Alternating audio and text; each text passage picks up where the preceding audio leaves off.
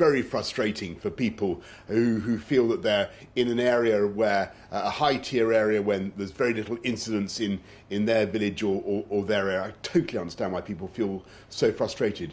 But the difficulty is that if you did it any other way, first of all, you'd divide the country up into loads and loads of very complicated subdivisions. There's got to be some simplicity and some clarity in the way that we do this. The second problem is that, alas, our experience is that when a high incidence area is quite close to a low incidence area, unless you beat the problem in the high incidence area, the low incidence area, I'm afraid, starts to catch up.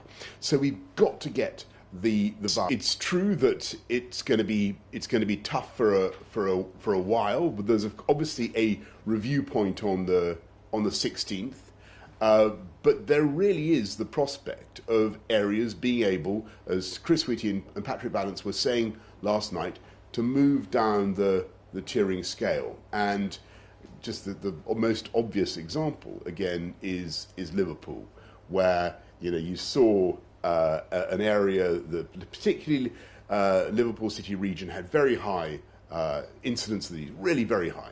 They worked together. They followed the guidance. Plus they did community testing. And you can see actually in the area where they did the community testing, there was the biggest drop of all in the incidence. So I really am optimistic that over the medium term, with these tools, a vaccine plus mass community testing, we have the ability to not just to keep this thing under control, but to help areas to come down the tiers and to actually, we've got tens, perhaps hundreds of millions of lateral flow tests coming into this country. We already have a huge stockpile. The difficulty is not the supplies at the moment. The difficulty actually is working with local government, local communities to get them doing it. Liverpool really showed the way. We're now looking at Barnsley, Doncaster, other places around the country where they want to pull together and do it. And actually, just now in